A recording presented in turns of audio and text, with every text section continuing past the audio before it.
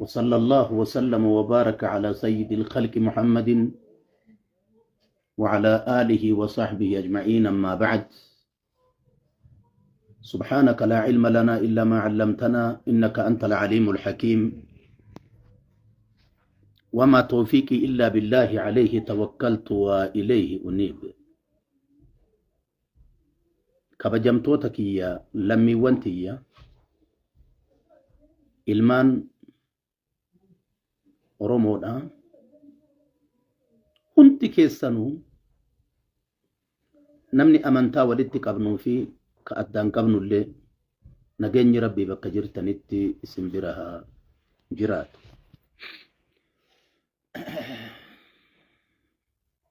Makmaayisi tokko ka jiru dubbii afaan hin qabne afaan qabatan jedhan. Dubbachuuf dubbi lama cal'isuuf ergarama jedhan. Yoo dubbatan badaa fi jabaalleen haasawa namaa angiilii ofii fedhetti baraateessa. Yoo cal'isan miidhamni jiru hirriba nama dhooga. Namni nama jedhamee hin yaamamu bineensa jedhama. Yoo lammii tantee ta miidhamarra jirtu miidhamni isiitii fi imimmaan isii dhibeef dhukkuba sitti hin ta'in.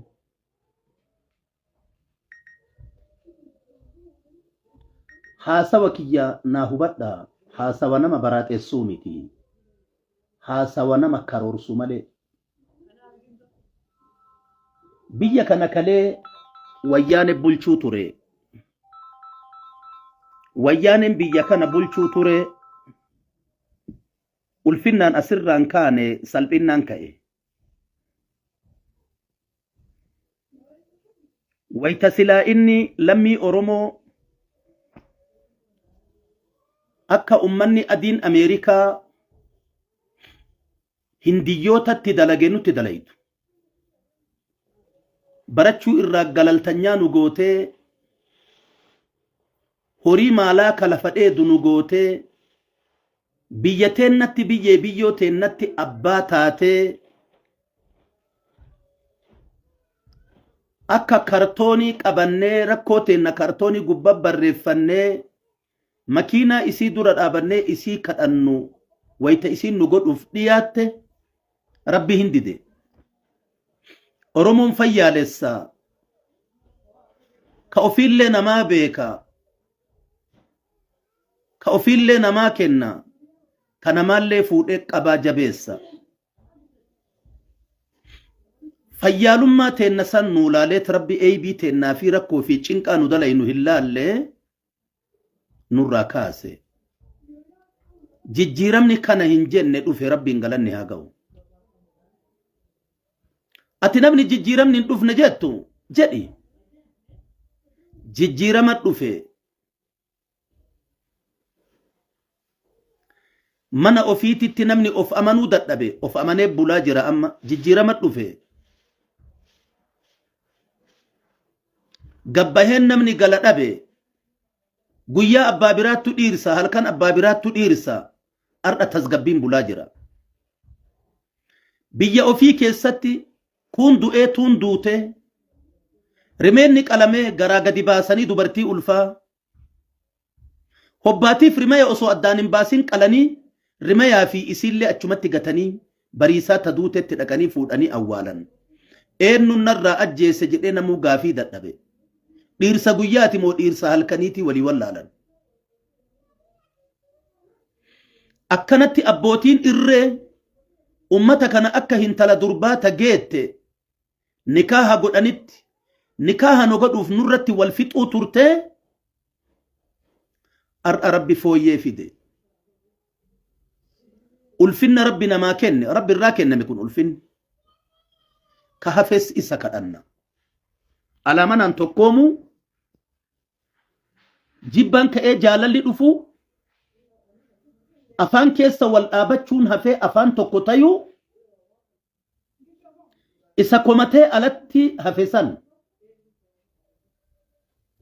parsantii irra caalaa yoo argate tan sabriin dhufee ummata isaa gabbisuu biyya isaa gabbisuu ka jiru kuni ana sii beeka jedhee irreedhaan akka fedhe nama godhuu dhabee lammiitiyyatu ala jira akkamitti ammana bula jedhee afaan isaanii walii galee ummata kana ceesisuudhaaf yaada tokko irratti deebi'u rabbi irraa kajeella. Fooyyeen jira arra jira. Fooyyeen dhufe dirqama nu baasisiise baasuu qabna mul'isuu qabna. Fooyyee jira. Fooyyee arganne kana itti fayyadamna yoo jennu lammiin teenna booyaa jirti. Jaartii riraa akka itti boottu. Jaarsa riraa akka itti booyu. Daa'ima riraa akka itti booyu. Sa'a akka itti baraaxahe. Nama akka itti baraaxahe. Farda akka itti baraaxahe. Akka itti qilleensi lafa itti godaananii tayuu dhabe. Akka itti dhiyana nyaanyaa ilmaan bulfatan asii hin fudhanna yoo jedhan fudhata dadhabanii itti burjaajayaa jirantu na dubbise. Maa furmaanni isaanii hin dhufne. Biyyi kuni biyya ilmaan tun kaleetti jechuuf qabsaayuu fi turte. Dhiiga isii biyyee fi bineensi dhuguu ture. Dhuga namuma nama bulchutu beeka akka itti biyya bulchu. Ummata bakka takka irraa godaane yoo haalli jiru ummanni sun achirraa buqqifamuun barbaachisaa ka ta'u taate biyyattiif jecha faayidaa biyyaatiif. Faayidaa dhuunfaa isaatii fi angoodhaan biyyaa fi biyyoo ciru osoo hin ta'in faayidaa biyyaatiif yoo ka ta'u taate akki sun jaartiin tummaa bootti. Imimmaan isii sun lammii tiyya tanarran bu'u. Jaarsi kufaan summaa booya.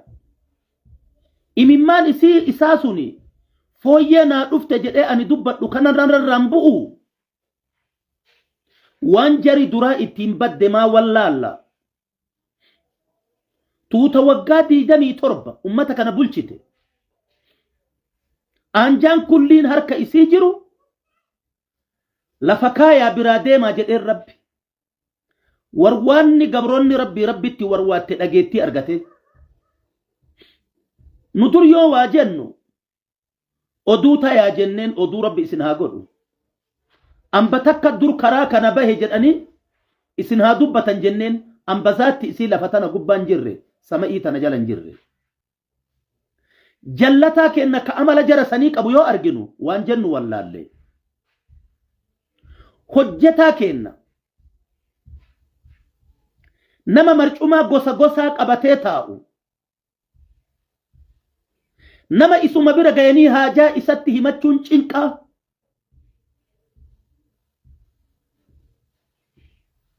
Ka angoon dayatee ilma namaa cuuphu.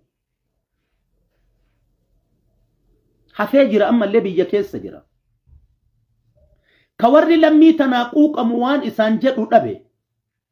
Ka aaru darban ka bobayuun argan jedhanii. Ambarra isa wayya jedhanii itti sabbaranii ta'an. Ka inni naa obsan jechuu ofitti wallaaluu dadhabe. Waan jennu wallaalle. Doomi jechuun inni nu dhibe. Ummanni booyu kuni imimmaan irraa haa haqamu. Jala deemaa lammiitiyya qubsumti sii taatee jedhaanii. Teessumti sii taatee jedhaanii. Nyaanni way si didee jedhaanii. Dhugiitii way si didee jedhaanii. Saani lafa sii baree jedhaanii. Fardi re'een lafa sii bartee jedhaanii. Ka facaafatte sii biqilee jedhaanii. Ka biqilu soorata irratti si tasmaamma'ee jedhaanii. Akkana haa jettaniif rabbii keenna gaafannee keewwatallee marcumaallee qalamallee nu harkatti deebise rabbiin jenne. Deebise rabbi yoo hujii wallaalle nu harkaa fuudha. Meeshaan kun akka nu harkaan baane. Bineensa baroodu hin agartaa. gurbaan kun akka gaafa gara angoo tanaa dhufe misoomaa fi waraana wal bira oofaa jira. Moototii biyya ambaa waan itti jirtu hin agarta. Jeequmsa keessaa nutti jiru hin agarta. Oromoo gara tokko deebi'i. Afaan tokko tahi. Osoo malkii fi gahee fi qabeennaa fi amantiidhaan waliin dhiibne shira sitti xaxamaa jiru kana qoladhu. Gaafa kitaabni kan kee kullii yoo banan adda addaan marti kitaaba keetii homa nyaataa dubbate waraabessa taata ka waan nyaatu malee waan isa nyaatuun agarre. Zulmiin xiyyiitti takkan barbaachisu. Zulmiin ilma namaa zolluman. Miidhaan ilma namaa miidhan. Namni akkanaa diina ofirraa deebisee hin danda'u. Diinni isaa isa ka zulmii fi cubbuun butuchite achumatti dhaqee harkaan qaba. Zulmii eeggadha. Safuu jedha. Lammiin tiyya lammiin Oromoo waan badduun beeytu jecha amala badaa biyya dhufaaf biyya keessa bayaa fi hireen harka buuftee diina biyya bulchuu ture irraa qadhaabdan dhiisaati. Uumaa abboota keessanii irratti deebi'a. Ummata caccabaa kana waliin nyaadha. Beelayaa kana waliin nyaadha. Ballaa kana waliin nyaadha. Laamshoo lafarra shunquuqatu kana ka lamadaaraa eegetti godhatee ka kiraanchiin deemu kana ka alarjiikii fi soomiin qaama isaa fixe kana maal si barbaachisa jedhin. Ilmi Oromoo tokko yoo boohe maal taate maaltu si dhibe jedhin. Gadaa akkay namaan jedhu namni nuun jedhu keessa jirra. Maa boonna idmee ima boonna. Haatee duyda nyaataniit, abbee duyda nyaataniit, akkooteetiif akaakayyuu kee duyda nyaatanii ardha gadaa ati biyya harkaa qabdullee keenna duyda malaaxaan kalee sun hin fayyu. Madaan kalee sun hin fayyu. Tokko isaatiin ummata booyuu kana maa boottan jedhaani. Haasoyni kuni ijji imimmaan na qabdi hin agartan. Booyicha ummanni sun booyuutu na boochisee dubbadhe malee wayita isaatii miti. Wayitiin wayita filannooti. Wayita waan ceehumsa kennaa dubbannu malee wayita waan lammii tiyya dhiibdu akkamitti ofirraa deebisaa dubbannu malee wayitaa miti sila.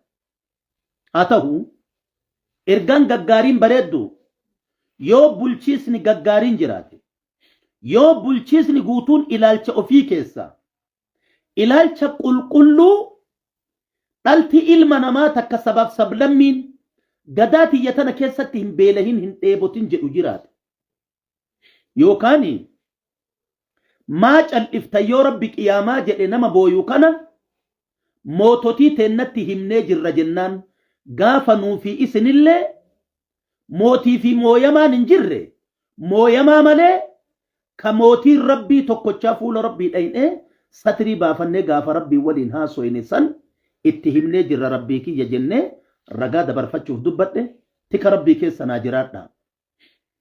Ijaaree nun diigin nuu kennee nurraan fudhatin mul'isee nun dhoysin wal nu beeysisee kun ceehumsaaf kun hafuuf kun nyaachuuf